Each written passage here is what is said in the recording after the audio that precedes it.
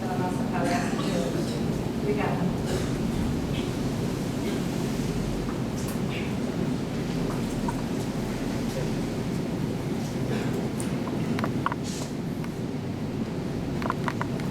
Muito boa noite a todos. Os nossos votos de muita paz.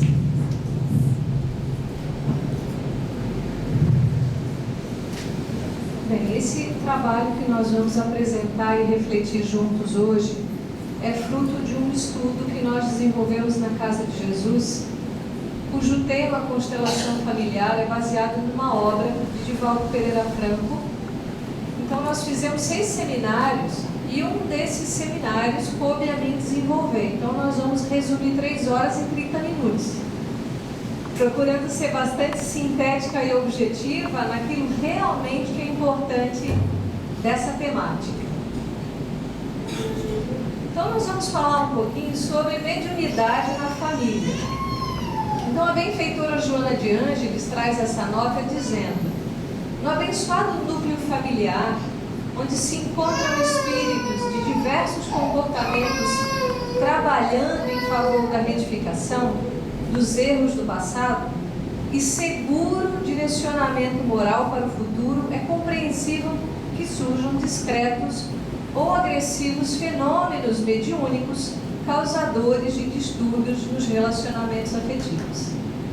Então, quando nós falamos de uma constelação familiar, nós estamos falando de nós, dentro de uma família. Nós, como pertencentes de um lar, cujo objetivo é reunir espíritos muito semelhantes ou muito diferentes. Na maioria, muito diferentes. É isso que ela fala. E que essa união dessas personalidades, desses espíritos tão distintos, tem como objetivo essa reunião familiar retificar os erros do passado. Então nós vamos nos defrontar dentro de casa com situações muito desafiadoras. E por conta disso, ideal seria que todos nós, dentro dessa família, tivéssemos uma direção moral, como ela diz. Um direcionamento, uma orientação, que pode ser uma orientação, inclusive, religiosa ou uma orientação espiritual, uma orientação baseada em valores. O que seria um valor, por exemplo? A verdade, a fraternidade, a compaixão, a empatia, o respeito. Isso são valores. Então, o lar deveria ser o lugar que vai nos nortear baseado nesses valores. Só que, por conta dessas diferenças, por conta dessa diversidade dentro desse núcleo familiar, o fenômeno mediúnico pode ser uma coisa que vai acontecer de forma discreta ou ostensiva. Mas Allan Kardec, em O Livro dos Médiuns, que é uma obra básica, vai dizer que todos nós somos médiums. Mais ou menos, não é mais ou menos. Ou uma mediunidade mais ostensiva, ou uma mediunidade menos ostensiva, que vai causar, muitas vezes dentro do lar, alguns distúrbios dentro dessas relações. E por que a benfeitora fala isso? Porque, por exemplo, uma criatura que vem com uma mediunidade mais ostensiva, por exemplo, que escuta os espíritos, que vê os espíritos, que sente, às vezes, essa presença e que isso pode causar um desconforto ou um bem-estar, dependendo do espírito que chega até nós, isso pode causar algum tipo de distúrbio. Mas, seguindo, Joana diz, ignorando-se quase que genericamente o que é mediunidade, são poucas as pessoas que estão esclarecidas em torno desse formoso recurso de que a divindade se utiliza para demonstrar a imortalidade da alma e favorecer o intercâmbio com os desencarnados. Então a benfeitora diz que esse fenômeno ainda hoje muito menos, mas ele é ignorado por muitas pessoas. Se nós olharmos um passo para trás, alcançando a Idade Média, o que que acontecia com as pessoas que diziam se comunicavam com os espíritos? Para onde elas iam? Para onde? Para a fogueira, para a cruz, para o silício, para mortes horríveis. Mas eram médiums. Eram pessoas que tinham essa facilidade. A mediunidade não é um dom, mas é algo pelo qual essa providência divina, como diz a benfeitora, é um recurso formoso. Também, tampouco, a mediunidade ela é uma cruz. É algo também que nós precisamos ressignificar nas nossas vidas. Mas o grande objetivo dessa mediunidade é comprovar o quê? A imortalidade. Porque aqueles que têm uma mediunidade, e não precisa ser das mais ostensivas, quem aqui já não teve uma intuição? Todos já tivemos, né? Uma intuição. Pensamos em alguém e cruzamos com a pessoa. Pensamos em algo e nos chega um livro nas mãos. Desejamos alguma coisa e isso nos chega. Isso tudo são aspectos sutis dessa mediunidade. Então, o objetivo dessa mediunidade nas nossas vidas, na nossa família, é para que nós possamos caminhar para um campo de mais harmonia dentro de nós mesmos, constatando que somos seres imortais. Um dia nós vamos abandonar esse corpo, mas a nossa vida segue, o nosso ser espiritual continua. E quanto a essa eclosão de mediunidade, porque há um período onde isso acontece, que é uma pergunta que geralmente nós fazemos, né? Quando isso vai acontecer? A faculdade irrompe em qualquer período da existência humana. Uma criança, e é muito comum a mediunidade na infância, eu acho que grande parte de nós já ouviu, por exemplo, crianças brincando com os amigos imaginários. Ou dizendo assim, nossa mãe, eu estou vendo essa pessoa aqui da foto, um parente que já desencarnou, o avô, a avó, um tio. Isso é muito mais comum do que a gente imagina. Por que isso acontece? Até os 7 anos de idade, esse espírito, ao reencarnar, ele demora 7 anos mais ou menos para consolidar esse processo reencarnatório. Nós recém chegamos no plano espiritual. O que é mais fácil para nós reconhecermos? O mundo material ou o mundo dos espíritos? É mais fácil reconhecer esse outro lado. Eu estou mais suscetível. Eu tenho mais lembranças desse outro lado. Então é natural que para uma criança ela registre mais facilmente esse campo do plano espiritual. Mas não devemos incentivar essa mediunidade na infância. Nós devemos olhar para ela, significá-la, perceber o que acontece com essa criança e dar orientações que nós vamos falar na sequência. Essa mediunidade pode acontecer na adolescência? Sim, e muito fortemente.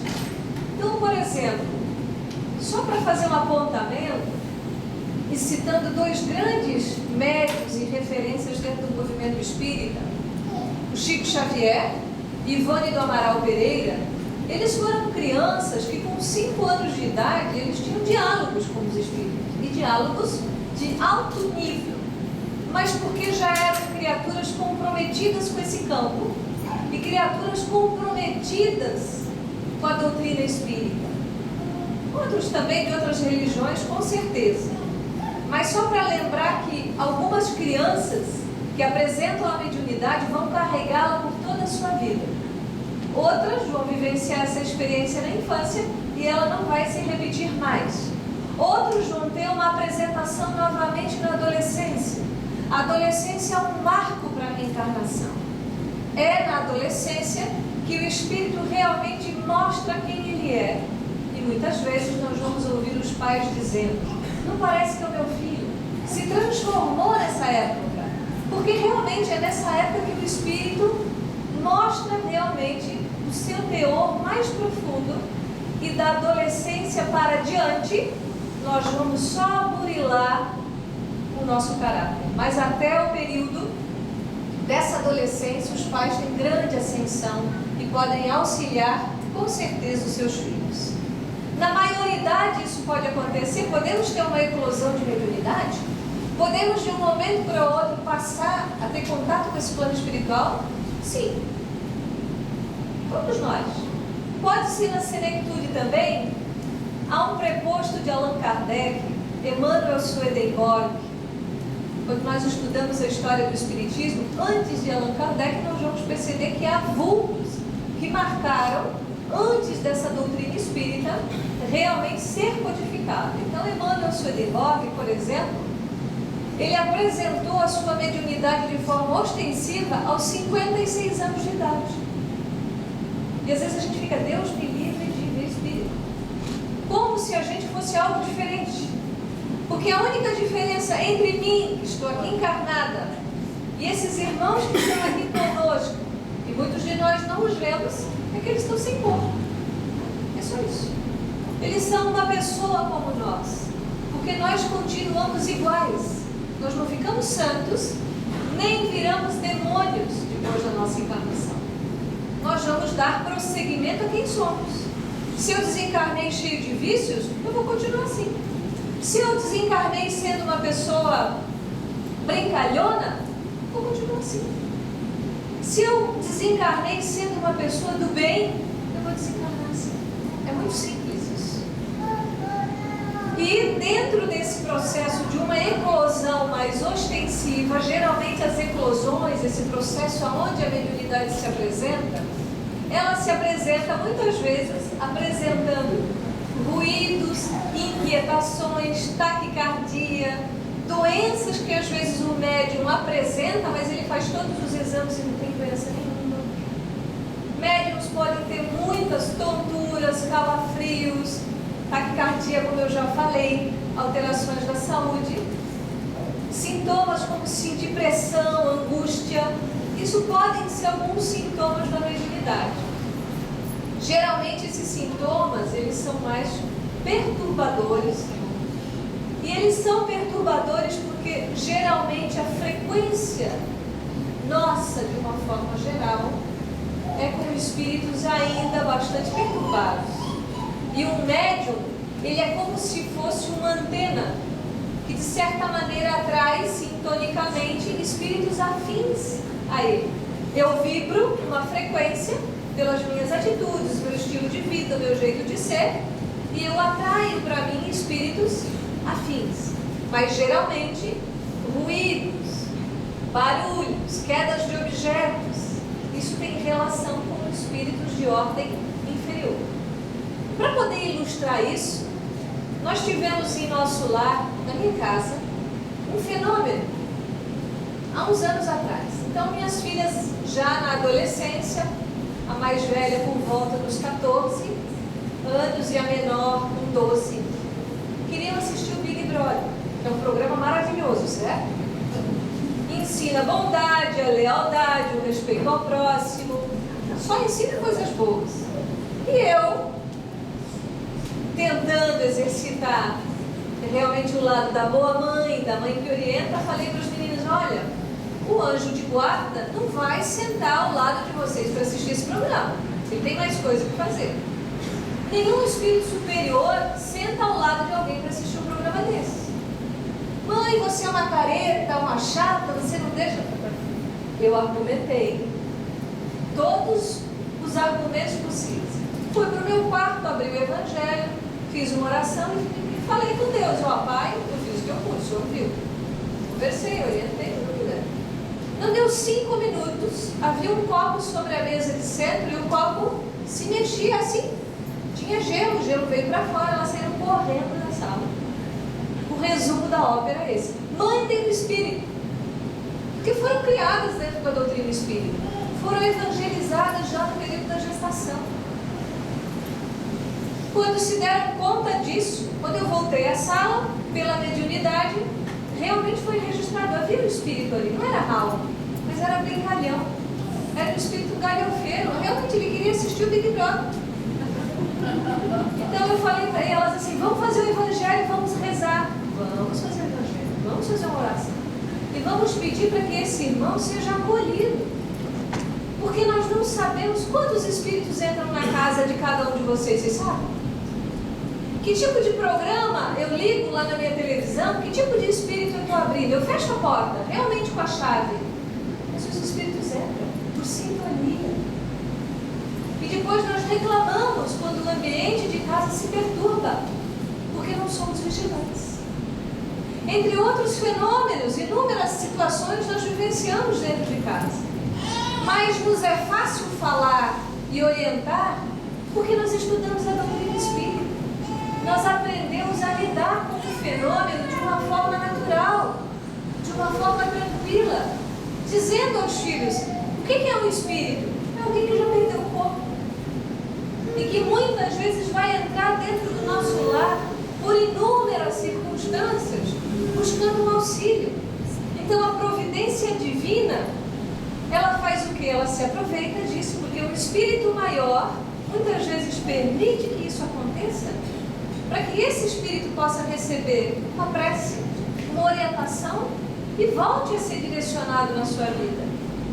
Mas geralmente esse tipo de fenômeno, de movimento, de coisas caindo, tem relação com espíritos de ordem inferior. Então qual é o equívoco nesse processo? Não ter conhecimento real da sua especialidade. Pessoas precipitadas e imaginosas opinam e orientam de maneira equivocada quando não se referem à necessidade de bloqueá-la e anulá-la nas suas mais variadas expressões. Então, a mediunidade é algo específico. Isso significa que é como se cada médium tivesse um tom, uma cor. Isso é particular. Nenhum médium vai sentir a mesma coisa. Então, isso tem a ver com o que o médium veio vivenciar na sua vida. Então, para isso, eu preciso ter essa orientação, ter o estudo, ter o direcionamento, porque o equívoco é bloquear. Eu não quero saber disso. Ou muitos desavisados, desejam muito ser médiums também. Tem pessoas assim: eu quero ver espírito, eu quero conversar com espírito, eu quero psicografar espírito, mal sabendo que isso só acontece se nós já viemos direcionados para essa tarefa. Eu não escolho aqui nessa encarnação. Isso já é programado antes. Porque o corpo também tem que vir com algumas adaptações neurobiológicas para que essa mediunidade aconteça. Senão ela não acontece. Se você tentar botar uma chave de fenda numa fechadura de uma porta, o que você vai fazer? Vai abrir a porta, certo? Mas vai causar um estrago. E é isso que a gente faz. Quando jovens e pessoas maduras fazem uso de drogas, é como enfiar essa chave de fenda na fechadura da chave. Existem muitas maneiras de aumentar as perturbações e existem muitas maneiras de acalmá-las, de nós sermos realmente médiums úteis, porque Allan Kardec diz: a mediunidade tem que ter um fim útil. Tudo na nossa vida tem que ter um fim útil, senão não há sentido. E para que isso aconteça, nós precisamos ter a orientação. Não é nem estimular demais, mas burilar essa faculdade. Fazer realmente essa faculdade, essa mediunidade, ela deve estar a serviço de Jesus, pela sua obra, não por mim. Nós devemos nos apagar cada vez mais, porque quando Jesus nos convida que a nossa luz brilhe, é a luz do Espírito imortal, não a luz da personalidade. Porque quando essa luz íntima brilha, essa luz brilha não só para mim, e de forma muito singela e muito humilde, mas também pode brilhar a favor dos outros. Então, quando isso acontece em casa, o que eu faço? Oferecer-lhes segurança afetiva, dialogando com naturalidade, explicando que se trata de espíritos, de seres que viveram na Terra. Então, por exemplo, se alguém está vivendo isso em casa hoje, na sua casa, próximo a você, crianças, o que você vai dizer? Você vai acalmar, você vai acolher, você vai tratar isso de uma forma natural. E se você não tem essa segurança, busque os estudos na casa, busque as leituras que vão falar a respeito do fenômeno, para você desenvolver essa segurança que vem através do conhecimento. Eu vou ficar seguro na medida que eu conheço daquilo que eu estou falando.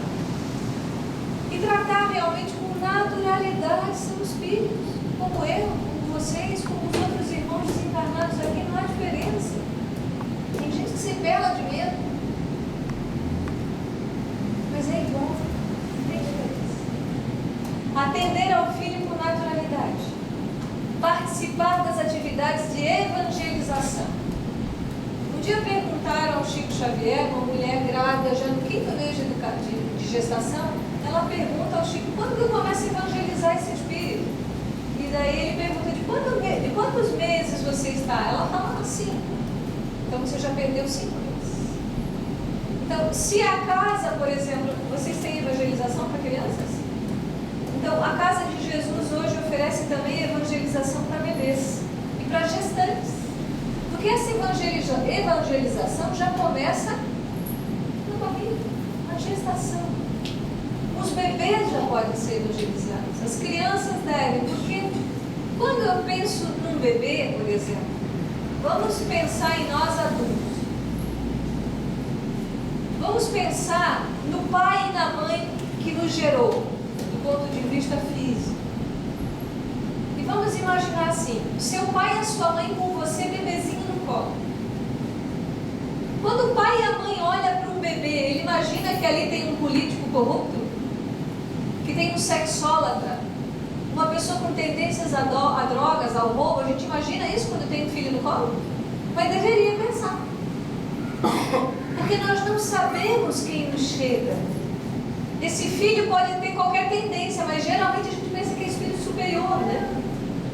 Esse meu filho vai salvar o mundo, vai ser um grande orador espírita, vai ser um médium fantástico.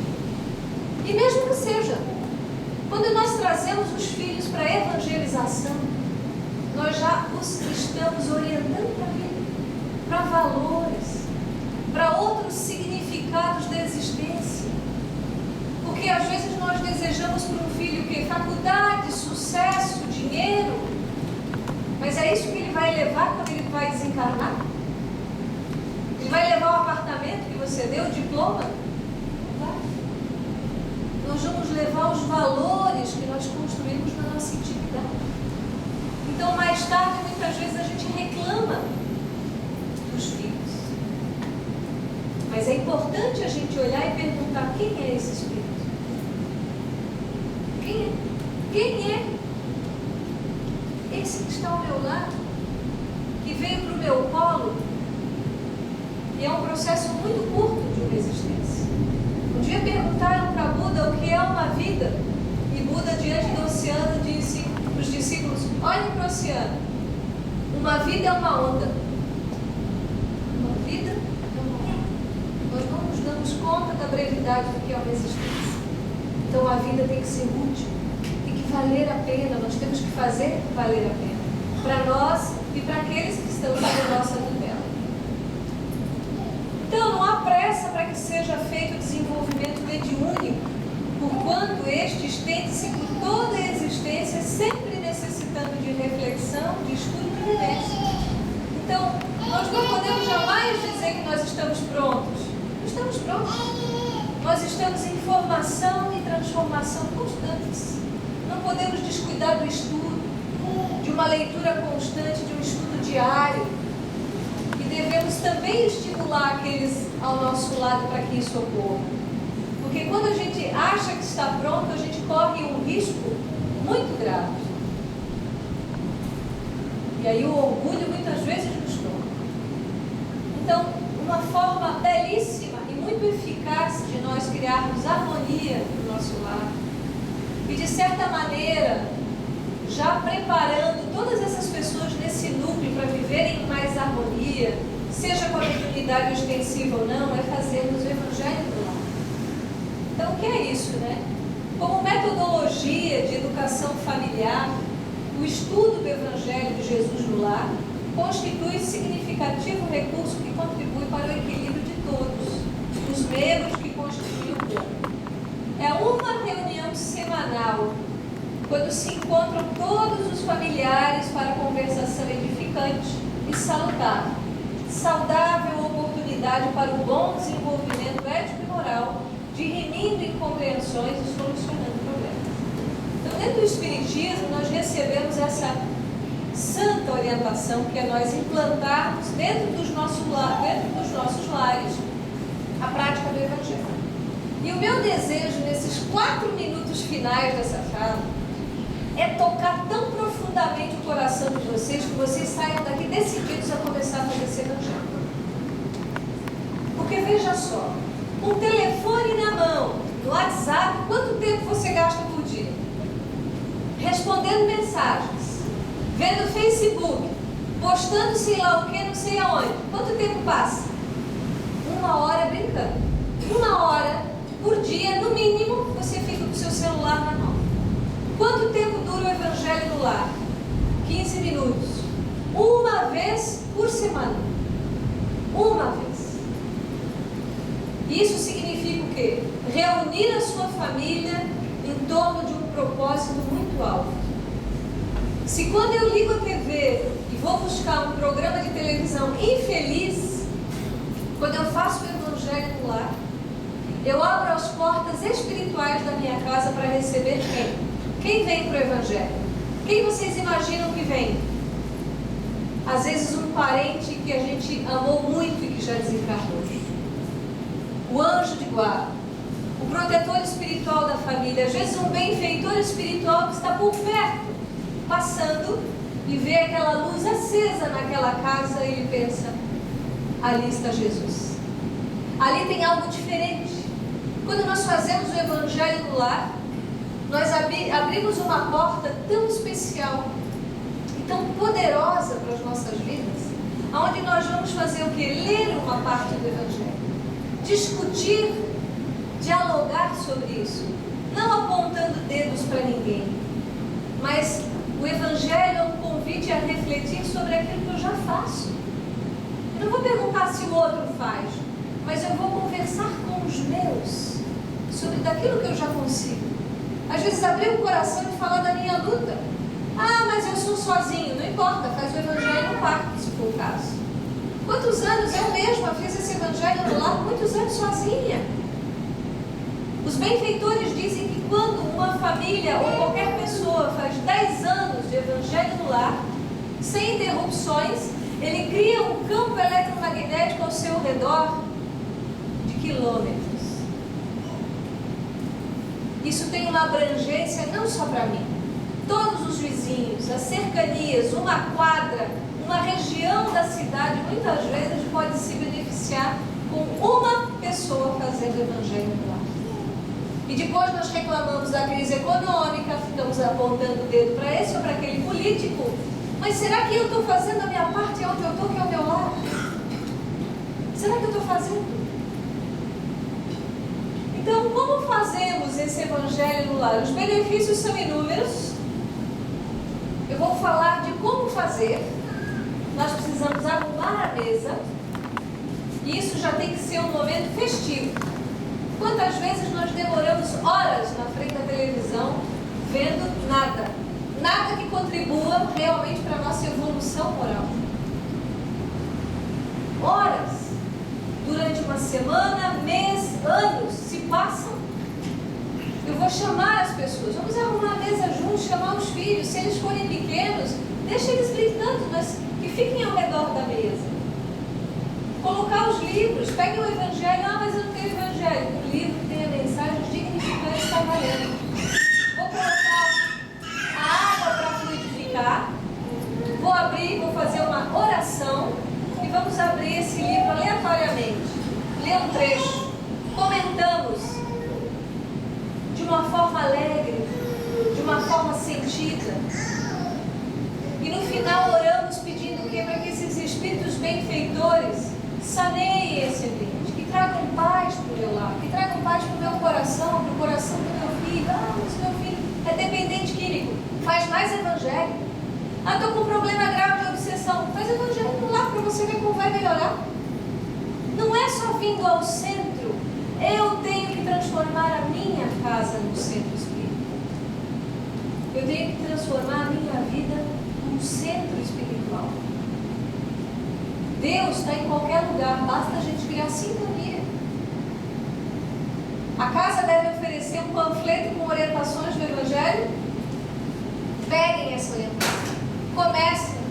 Escolha um dia na semana que você possa rigorosamente estar ali.